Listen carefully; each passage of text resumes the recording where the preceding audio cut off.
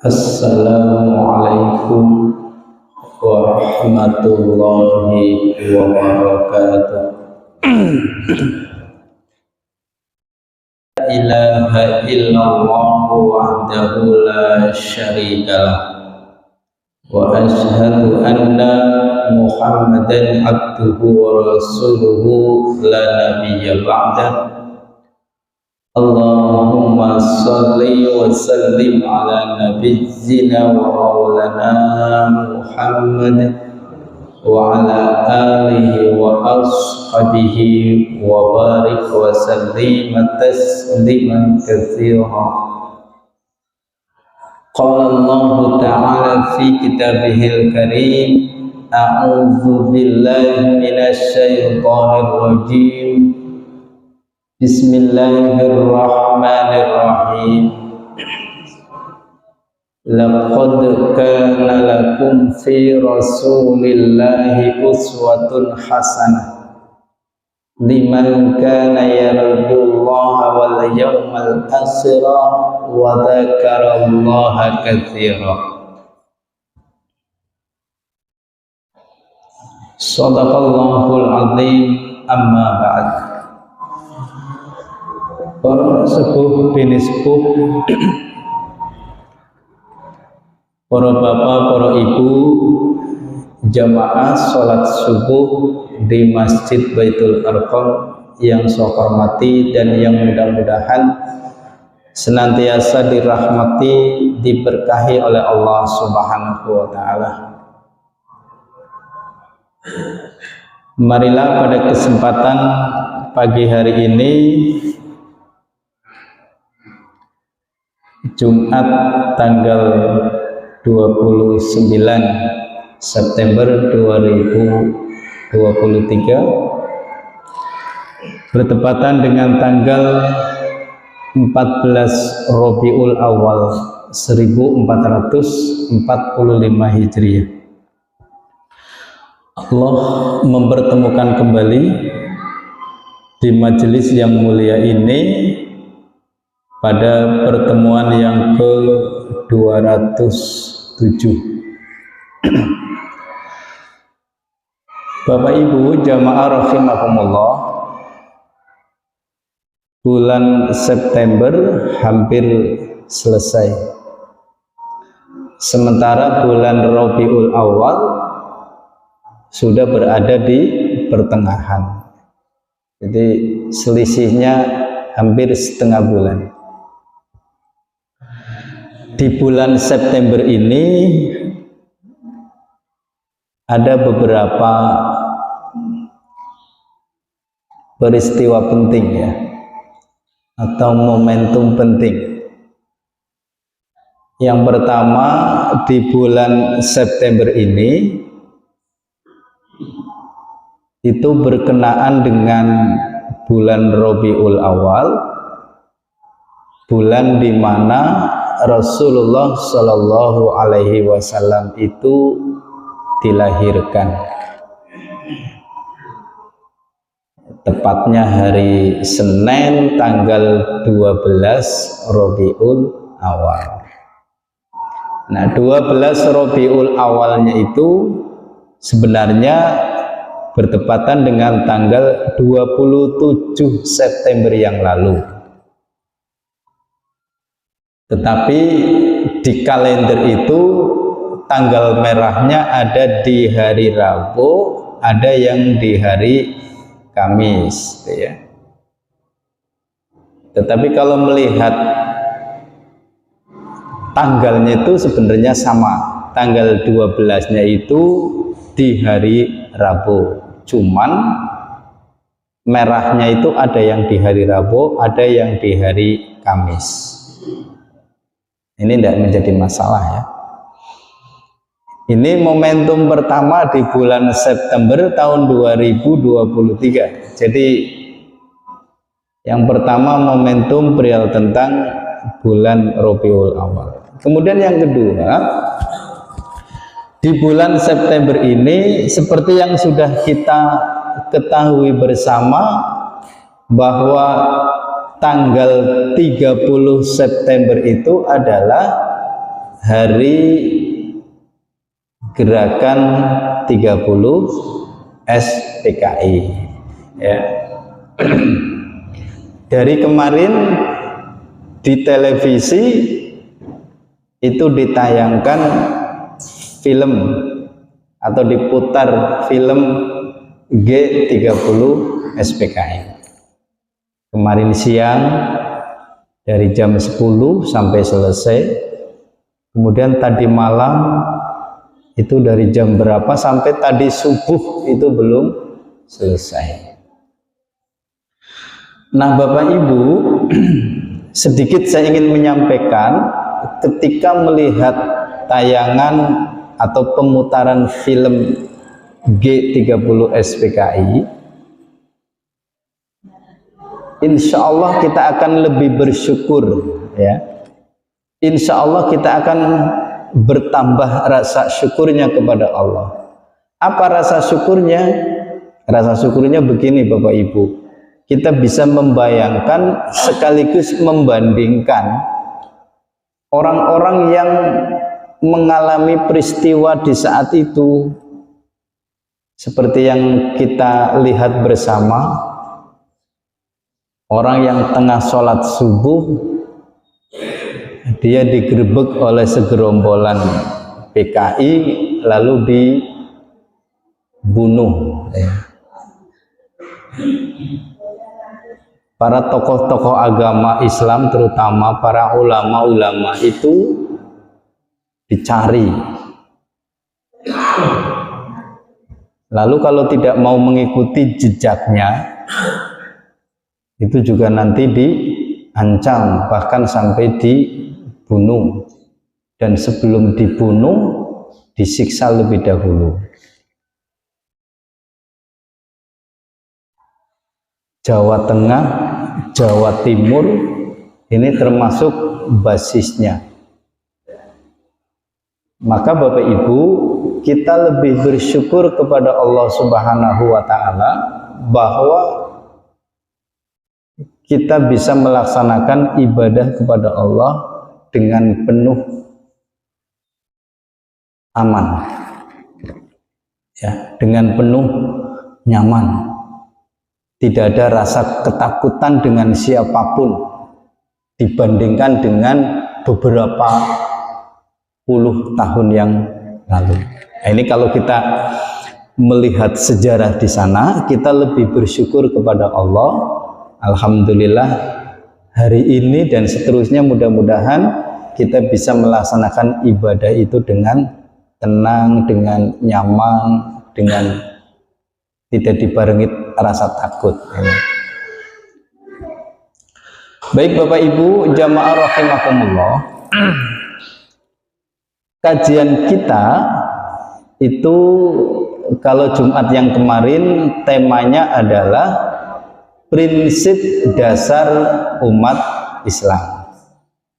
Nah, sebenarnya tema itu belum selesai dan insya Allah akan kita lanjutkan pagi hari ini. Akan tetapi karena Jumat ini bertepatan dengan tanggal 14 Rabiul Awal, kemarin malam itu di Gerinting khususnya ramai di berbagai tempat di masjid dan musola itu mengadakan peringatan Maulid Nabi. Betul Bu? Mesti Bapak Ibu bertanya-tanya, kenapa di Masjid Baitul Arqam kok tidak menyelenggarakan peringatan Maulid Nabi? Saya jawab, pengajian peringatan Maulid Nabinya pagi hari ini ya. Ini supaya memberikan jawaban. Jadi pengajian peringatan Maulid Nabi di Masjid Baitul Arqam dilaksanakan pagi hari ini. Jadi Bapak Ibu, pagi hari ini temanya adalah cara mencintai Rasulullah berdasarkan Al-Quran dan Sunnah. Jadi Bapak Ibu jangan salah paham kalau Masjid Baitul Arqam itu dianggap tidak memperingati Maulid Nabi. Nah, ini insya Allah tema kita, materi kita perihal tentang Maulid Nabi insya Allah. Tapi mungkin berbeda ya, cara nanti saya menyampaikan materinya mungkin berbeda. Bapak Ibu jamaah rahimakumullah, memperingati Maulid Nabi secara hukum fikihnya itu bersifat boleh, dilarang juga tidak, diperintahkan secara nas itu juga tidak ada. Akan tetapi kalau memperingati Maulid Nabi itu dengan cara yang tidak berlebih, dengan cara yang tidak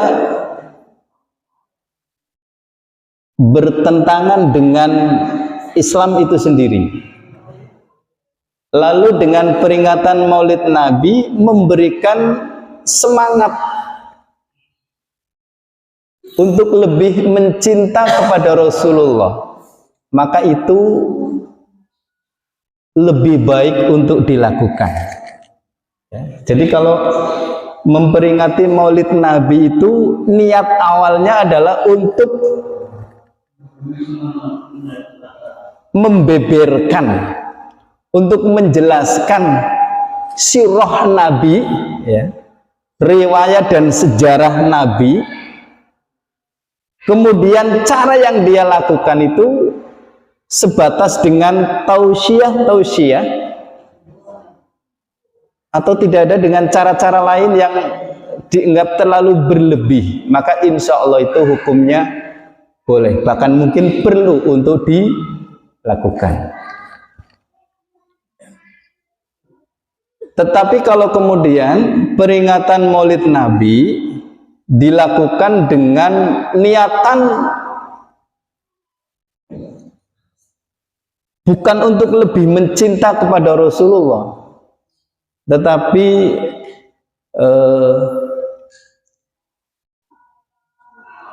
lebih kepada fisik Rasul saja, ya, tidak kepada akhlaknya Nabi dan seterusnya.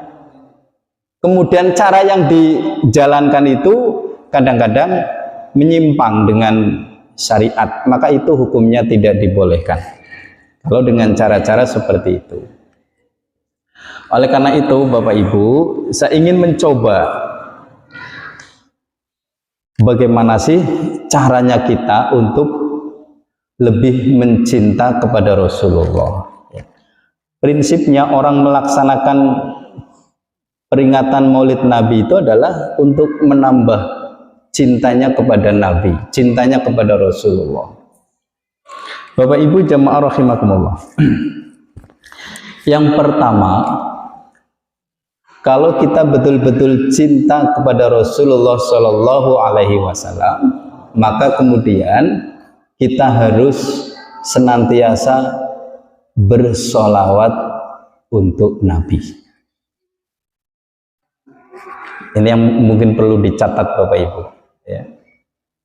Jadi kalau kita cinta betul kepada Rasulullah Shallallahu Alaihi Wasallam, maka yang pertama adalah kita senantiasa untuk bersolawat untuk Nabi. Bersolawat kepada Nabi ada yang bersifat solawat yang memang harus diucapkan. Contoh, solawat ketika sholat. Pada saat kita sholat, baik itu sholat fardu maupun sholat sunnah, maka di saat kita tahiyat awal terlebih di tahiyat akhir, maka bacaan sholawat nabinya tetap dibaca. Allahumma sholli ala Muhammad wa ala ali Muhammad kama shallaita ala Ibrahim wa ali Ibrahim wa barik ala Muhammad wa ali Muhammad kama barakta ala Ibrahim wa ali Ibrahim innaka Hamidum Majid. Ini bacaan sholawat Nabi yang memang harus dibaca ketika sholat. Makanya Bapak Ibu, orang yang rajin sholat, orang yang taat dengan sholatnya, secara tidak langsung dia sudah membaca sholawat Nabi di setiap waktu, tanpa harus disuruh, kamu udah baca sholawat Nabi apa belum? Secara tidak langsung dia sudah membaca sholawat Nabi. Satu ya Bu, Bapak Ibu ya, di dalam sholat. Yang kedua, bacaan sholawat di saat kita hendak berdoa dan di akhir kita berdoa. Bahkan ini menjadi satu persyaratan saat kita mau berdoa. Ya. Allahumma sholli ala Muhammad wa ala ali Muhammad. Kita membaca doa. Kemudian nanti di akhir doa, wa sallallahu ala nabiyyina Muhammadi wa ala alihi wa ashabihi wa barik wa sallim ajma'in subhana rabbika rabbul izzati amma yasifun wa salamun alal mursalin walhamdulillahi rabbil alamin. Kalau Bapak Ibu sudah terbiasa membacakan doa kepada Allah, maka dengan sendirinya bacaan sholawat Nabi itu mengikut. Dengan sendirinya kita membaca sholawat Nabi itu mengikut. Sholat, berdoa, kemudian sholawat Nabi di saat berkhutbah. Ya. Sholawat Nabi yang dibaca di saat khatib mengawali khutbahnya. Alhamdulillahirabbil alamin. Wassalatu wassalamu ala asrofil anbiya'i wal mursalin wa ala alihi wa ashabihi wa barik wa sallim ajma'in. Nah, dengan sendirinya sholawat itu terbaca. 1, 2, 3. Yang keempat, di saat seseorang itu hendak memulai kata pidato, ya. Orang setiap kalau mau berpidato, orang ketika mau menyampaikan sesuatu itu juga diawali dengan sholawat Nabi. 4 ya Bu ya. Yang kelima, ini tentang bacaan sholawat Nabi yang sudah dengan sendirinya. Ketika Nabi Muhammad itu diucapkan, maka dengan sendirinya kita menjawab dengan kalimat Allahumma sholli alaihi. Jadi kalau dimanapun, kapanpun Bapak Ibu itu mendengarkan ada kata dan nama Nabi Muhammad itu diucapkan, misalkan seperti ini, mari kita bersolawat untuk junjungan kita Nabi Muhammad Sallallahu Alaihi Wasallam. Ibu Bapak jawab Allahumma sholli alaihi. Baik itu diucapkan dengan secara jahar maupun dengan sir, itu diucapkan Allahumma sholli alaihi. Itu sholawat Nabi. Nah, kalau kemudian kita sudah membaca sholawat Nabi yang seperti tadi disampaikan, dari angka 1 sampai dengan 5, ini bukti cinta kita kepada Rasul. Bapak Ibu, pernah disampaikan oleh Rasulullah, sak medit yang menungsa. Bahasa yang lebih mendasar lagi, sak brengkiwit yang menungsa. Itu ketika diucapkan nama Rasul tidak ia jawab. Jelas Bapak Ibu? Bapak Ibu ingin menjadi orang yang paling medit enggak? Tentu saja tidak. Bapak Ibu kepingin menjadi orang yang paling menggeriwit? Tentu tidak. Maka kalau kita tidak mau dinamakan orang yang paling medit, orang yang paling menggeriwit, maka ucapkan ketika nama Nabi disebut. Allahumma sholli alaihi.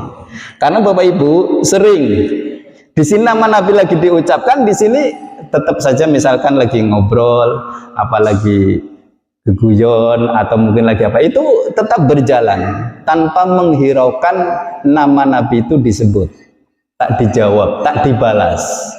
Nah, ini. Nah, kemudian Bapak Ibu, bacaan sholawat Nabi juga boleh dibaca kapanpun, dimanapun, dalam posisi apapun, kecuali ya, kita tidak dalam keadaan di tempat-tempat yang dilarang seperti toilet, kamar mandi ya. Itu memang tidak boleh kita secara lisan mengucapkan, itu tidak boleh ya. Karena itu bagian dari zikir. Tetapi kapanpun, dimanapun, dengan waktu yang tidak terikat dan tempat yang terikat, boleh kita mengucapkan sholawat Nabi.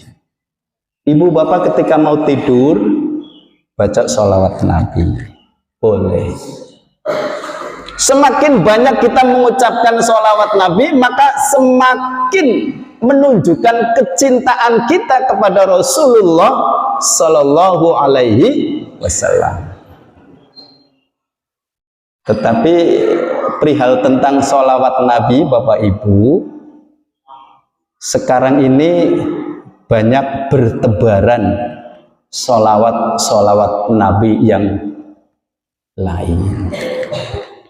Ada sholawat Jibril, ada sholawat Tibil Qulub, ada sholawat Tafrijiyah atau Nariyah. Allahumma sholli sholatan kamilatan wa salim salaman. Itu ya. Monggo lah yang mau ngamalin sholawat seperti itu, monggo. Tapi buat kita sholawat Nabi itu seperti yang tadi saya sampaikan.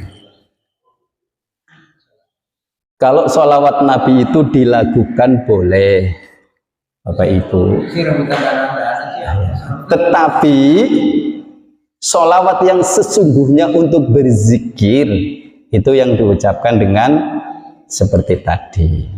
Saya tidak mengatakan tidak boleh, jangan salah paham ya. Bisa jadi anak-anak TK kita kan diajarinya dengan lagu. Itulah Bapak Ibu ya. Bersolawat kepada Nabi itu juga merupakan bagian dari perintah.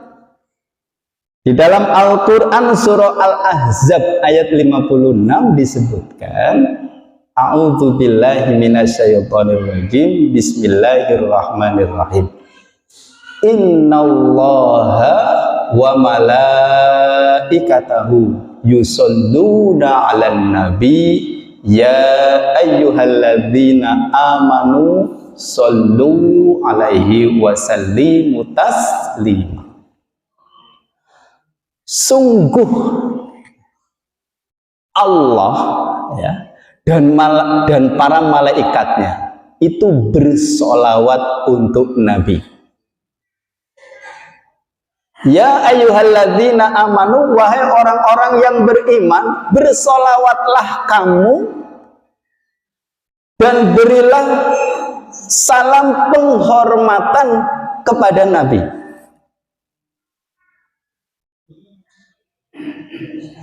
Nah, kalau salam penghormatan kepada Nabi bentuknya apa Bapak Ibu? Kalau sholawat Nabi udah jelas, Allahumma sholli ala Muhammad, atau mungkin yang lain, Allahumma sholli alaihi dan lain sebagainya. Nah, sekarang salam penghormatan kepada Nabi bentuknya apa?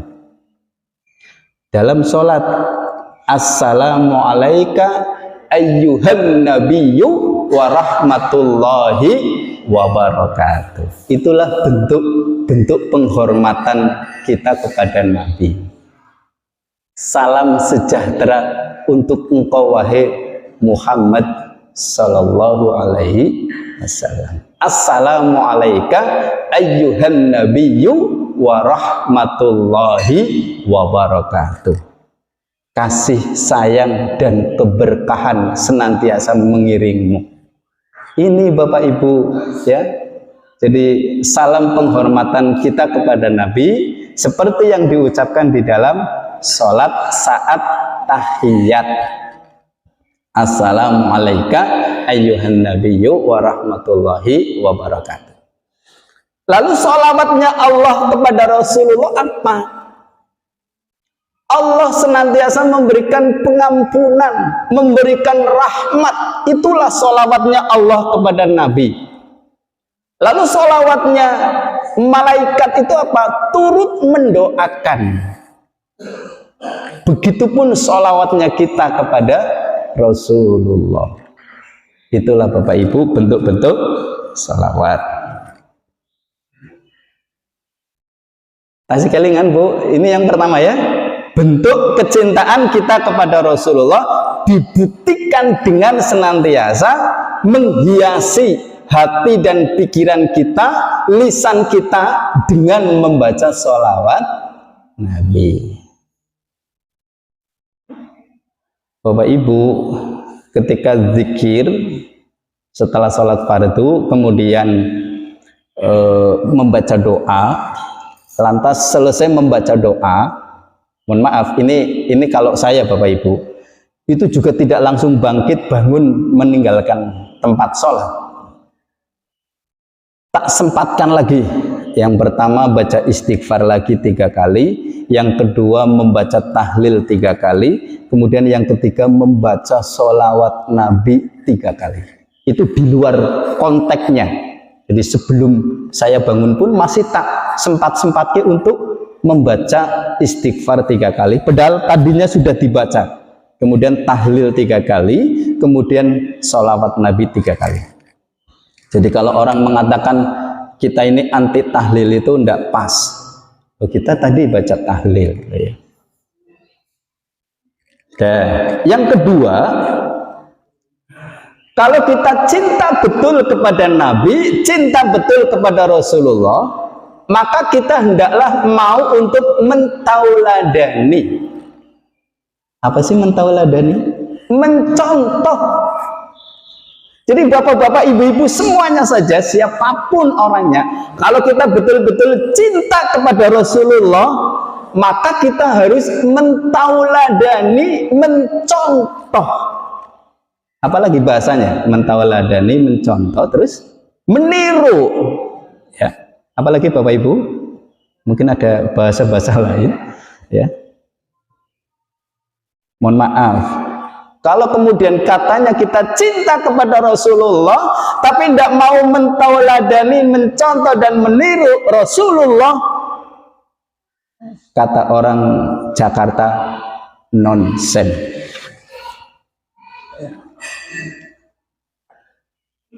Mentauladani Rasulullah itu bukan perkara gampang memang Bapak Ibu.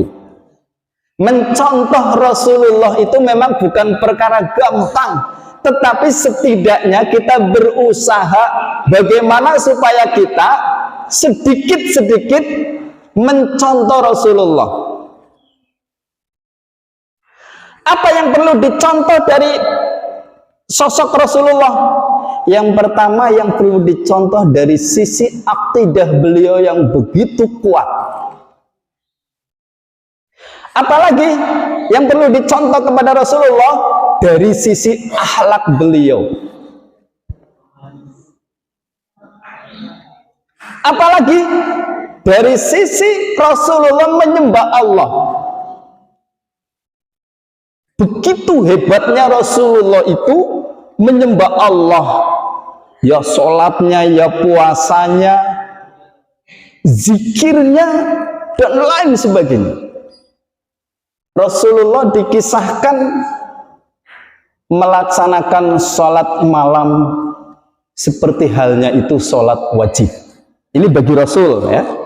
Jadi Rasulullah melaksanakan sholat sunnah malam hari itu bagaikan sholat wajib. Artinya apa? Rasulullah tak pernah tinggalkan sholat tersebut. Ini kaitannya dengan ibadahnya Rasul dengan Allah. Rasulullah memintakan ampun kepada Allah dalam satu hari tak kurang dari 70 kali. Bahkan dalam hadis lain disebutkan tak kurang dari 100 kali setiap harinya Rasulullah memintakan ampun kepada Allah. Coba kira-kira bapak-bapak, ibu-ibu yang hadir di sini meminta ampun kepada Allah dalam satu hari berapa kali? Bu, panjenengan nyuwun pengampura maring Gusti Allah sak dina sewengi ping pirang? Rasulullah dikisahkan tak kurang dari 70 kali, bahkan ada yang mengatakan tak kurang dari 100 kali Rasulullah memintakan ampun kepada Allah.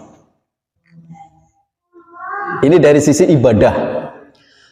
Rasulullah melaksanakan puasa bukan saja puasa Ramadan, tetapi puasa-puasa yang bersifat sunnah, baik itu sunnah harian, sunnah ahadan, mingguan.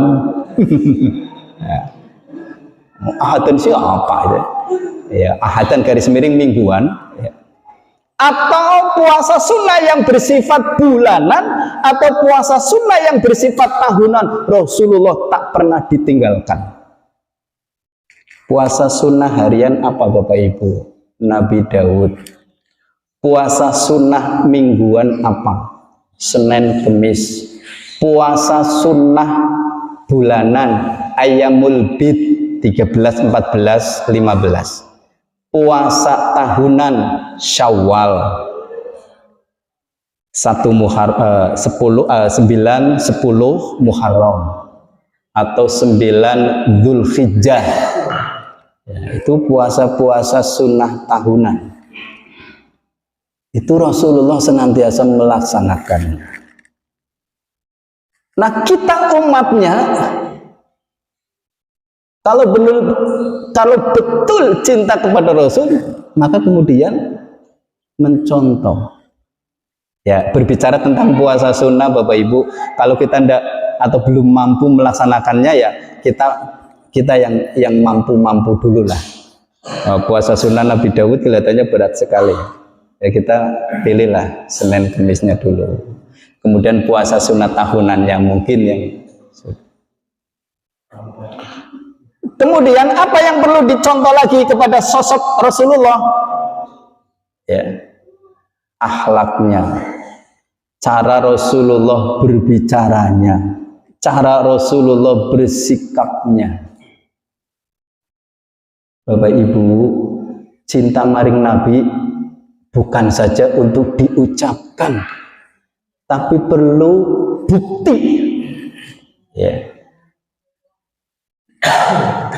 Misalnya Pak Haji Caryo, ya, Pak Haji Caryo bojone nderek baji, mboten. Misalnya Pak Haji Caryo bojone sering ngalem-ngalem maring Pak Haji Caryo. Jari bojone, Pak Haji wonge gagah, Pak Haji kumise jelantir, Pak Haji rambutnya andan-andanan, Pak Haji irunge bangir. Kan ngalem oh ya, ngalem ora, tapi kur ngalem tok. Apa sing diomongna Pak Haji nang bojone ora tau nglakoni. Misale kuwi kira-kira wis direken wong cinta maring Nabi apa urung? Rasulullah pan ora lem bagi Rasulullah biasa-biasa saja. Tetapi yang dibutuhkan oleh Rasulullah itu adalah ketaatan, kebuktian nyatanya, itu yang diperlukan. Bapak Ibu, nampurane sing akeh, saya tidak menyinggung siapapun. Ketika di waktu malam antara tanggal 1 dengan tanggal 12, mereka berkumpul tanpa diundang, ngumpul dengan sendirinya, baca lalu ngalem-ngalem Nabi. Tapi begitu subuh kosong jamaahnya, duhur kosong jamaahnya. Lawang saya ngalami sendiri Bapak Ibu. Saya berpikir Terus apa kalau setiap malam ngalem-ngalem? Buktinya ndak ada. Ini yang perlu dikoreksi. Mohon maaf, ini sekedar dikoreksi saja. Mungkin bagi dirinya itu udah bagus, silakan diteruskan. Tetapi harus dibuktikan dengan bukti yang nyata. Ya, Bapak Ibu. Nah, monggo kita ini mencoba untuk membuktikan dengan bukti-bukti yang nyata cintanya kita kepada Rasulullah. Mentauladani kepada Rasulullah itu juga perintah, Bapak Ibu. Yang pertama, di dalam Al-Quran surah Al-Ahzab ayat 21 disebutkan, laqad kana lakum fi rasulillahi uswatun hasanah liman kana yarjullaha wal yawmal akhir wa dzakarallaha katsira. Ini pakainya huruf sa, jadi katsira. Duduk kasiro. Yang rebu warisata wong qori ayah paham. Oh ya, katsira itu berarti huruf sa ya. Huruf kasiro huruf sod. Kasyira huruf shin. Itu lafaz makharijil hurufnya itu perlu diperhatikan. Katsira. Bapak Ibu, di dalam Al-Qur'an itu ada kata inna, ada kata laqad, ada kata qad, itu maknanya sama. Apa maknanya? Sungguh atau sesungguhnya. Ini ilmu yang saya kutip dari beliau Pak Kiai Haji Munawir Tamjid. Itu dalam ilmu gramatika bahasa dinamakan kata takkid atau lit ta'akid. Ilmu ini Bapak Ibu, alhamdulillah saya serap ya. Artinya ketika Allah mengatakan di dalam sebuah ayat lalu di depannya ada inna, laqad, qad, itu membuktikan bahwa Allah itu menyampaikan dengan sungguh-sungguh. Laqad kana lakum, sungguh pada diri Rasulullah itu terdapat uswatun hasanah, contoh teladan terbaik. Allah sampai menyampaikan sungguh pada diri Rasulullah itu terdapat suri tauladan, contoh akhlak terbaik. Liman kana yarjullah, yaitu bagi orang-orang yang mempercayai hari akhir.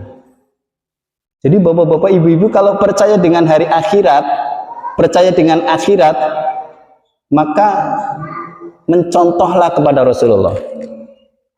Wa dzakarallaha katsira, dan orang-orang yang banyak mengingat Allah.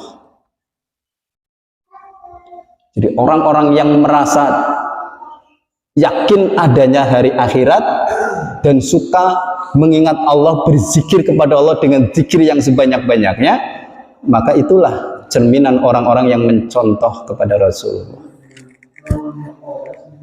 Lalu di dalam sebuah hadis yang diriwayatkan oleh Ahmad, Rasulullah menyampaikan seperti ini, innama bu'istu liutammima makarimal akhlaq. Sungguh aku diutus oleh Allah. Jadi Nabi Muhammad itu diutus oleh Allah di muka bumi, tidak lain adalah untuk menyempurnakan akhlak manusia. Bapak Ibu, saking begitu luhurnya akhlak Nabi sampai Allah pun memujinya. Allah memuji, apalagi kita sebagai umat, Allah saja memuji. Lihat Quran surah Al-Qalam ayat 4. Wa innaka la'ala khuluqin azim. Dan sungguh pada diri Rasul itu terdapat akhlak yang agung. Wa innaka la'ala khuluqin azim. Bapak Ibu, dengan keterbatasan waktu saya tidak bisa memberikan contoh-contoh akhlak Nabi yang mulia itu ya. Tapi sebenarnya banyak yang perlu saya contohkan. Tetapi karena keterbatasan waktu, saya langsung pada titik poinnya saja. Yang berikutnya, kalau kita betul cinta kepada Rasulullah, tadi yang pertama baca sholawat Nabi, yang kedua mentauladani sifat dan sikap budi pekerti Nabi, kemudian yang ketiga berpegang teguh kepada Al-Quran dan Sunnah. Akehe Al-Quran karo Sunnah gomko, tapi sing penting liyane dhisik. Mestinya Al-Quran dan Sunnah dulu dipegang. Ya, taraktu fikum amroni ma'ing tamasaktum bihima lang tadhillu abadan kitaballah wa sunnati rasul. Kata Rasulullah, kalau kita kepingin selamat dunia akhirat, maka berpegang teguhlah kepada keduanya, yaitu kitab Allah Al-Quran dan sunnahnya. Nah kemudian yang berikutnya, kalau kita betul cinta kepada Rasulullah, mau mengikuti apa yang diperintahkan oleh Rasul, dan apa yang dilarang oleh Rasul itu ditinggalkan. Dan ini perintah Allah. Di dalam Al-Quran surah Al-Hasr ayat 7 disebutkan, wa ma atakumur rasuluhu fakhuduhu wa ma nahakum anhu fantahu. Dan apa yang diperintahkan oleh Rasulmu maka terima dan ikutilah. Wa ma nahakum anhu fantahu, dan apa yang dilarang oleh Rasulmu maka tinggalkanlah. Kalau kita cinta kepada Nabi, ikuti apa yang diperintahkan Nabi dan tinggalkan apa yang dilarang oleh Nabi. Quran surah Al-Hasr ayat 7. Yang terakhir Bapak Ibu, ini karena sarapan paginya sudah mulai dibopong-bopong ya. Yang terakhir, kalau kita cinta kepada Rasulullah Shallallahu Alaihi Wasallam, maka kita harus cemburu. Mohon maaf, saya tidak memprovokasi bapak-bapak, ibu-ibu, tidak ya. Kita harus marah. Bahasa gerintingnya kita harus jengkel. Kenapa? Ketika ada orang lain yang mengaku dirinya sebagai nabi setelah Nabi Muhammad. Jadi bapak-bapak ibu, nek cinta bener karo Nabi Muhammad, toli ana wong sing ngaku-ngaku nabi sakwise Nabi Muhammad. Kita ini kalau betul cinta harus marah. Harus jengkel. Sopo ki wong sing ngaku-ngaku nabi gitu ya. Nah, kadang-kadang nama nabi kita dilecehkan, nabi kita di gambar-gambar yang tidak senonoh ya. Nabi Muhammad digambar karikatur dan sebagainya. Kok kita diem saja? Ya setidaknya dalam hati itu kita, ya Allah, ki wong sapa sih. Seperti yang pernah terjadi Bapak Ibu pada tahun 2020 silam. Bapak Ibu masih ingat nih beritanya apa ora? Salah satu presiden, yaitu Presiden Prancis yang bernama Emmanuel Macron. Ya. Bapak isi kelingan apa ora? Presiden Prancis kala itu yang bernama Emmanuel Macron itu pernah menyampaikan di salah satu majalah, bahkan disebar ke berbagai media, Nabi Muhammad itu digambar karikatur yang lucu-lucu. Kan penghinaan ini. Nah, sontak masyarakat Islam itu protes. Salah satu bentuk protesnya, 1-2 hari orang Islam Indonesia tidak mau minum air fit sama air aqua ya. Karena produk kedua air minum tersebut konon dari sana. Ini Bapak Ibu ya. Di Indonesia itu banyak orang-orang yang mengaku sebagai nabi. Misalkan Ahmad Musaddiq ya. Ahmad Musaddiq, asyhadu alla ilaha illallah wa asyhadu anna Ahmad siapa terus Rasulullah. Itu banyak. Maka kemudian kita harus merasa marah. Wong Islam kudu sewa. Nah, di dalam Al-Qur'an surah Al-Ahzab ayat 40, Bapak Ibu, ditegaskan begini. Makana Muhammadun aba ahadim mir rijalikum walakin rasulallahi wa khataman nabiyyin. Ini sebagai dasar bahwa Nabi Muhammad itu betul-betul nabi terakhir. Muhammad itu bukanlah bapak dari seseorang di antara kamu, tetapi dia adalah utusan Allah dan penutup para nabi, penutup khotamin nabiyyin, penutup para nabi. Jadi nabi-nabi itu ditutup oleh Nabi kita Muhammad.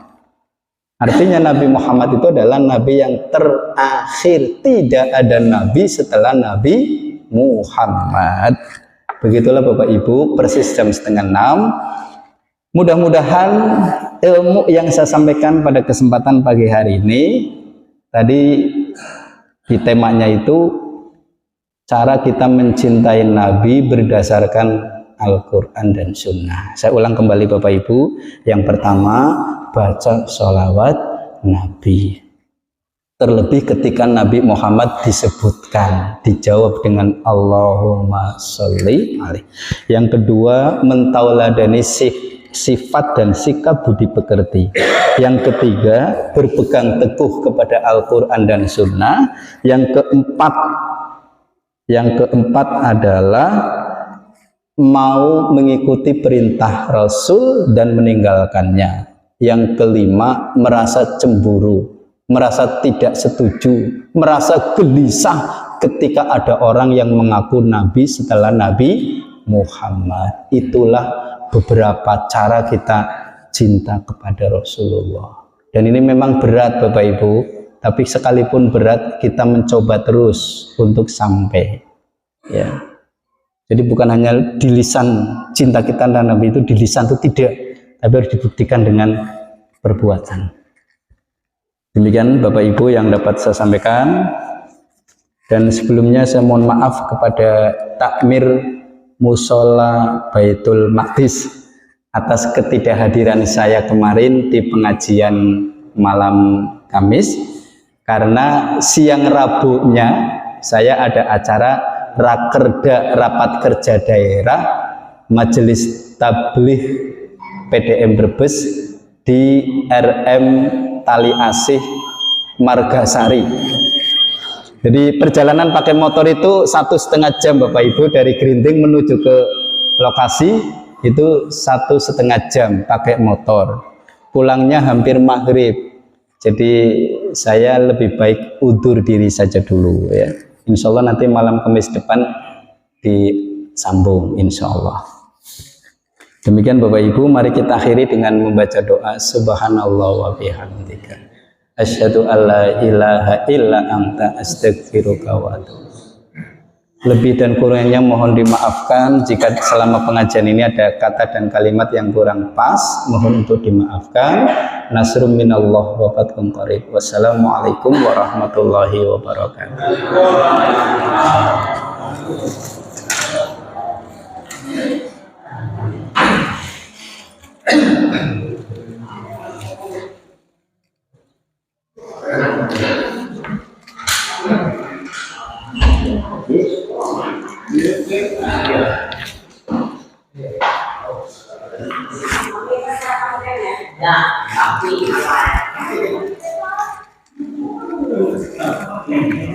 Baik.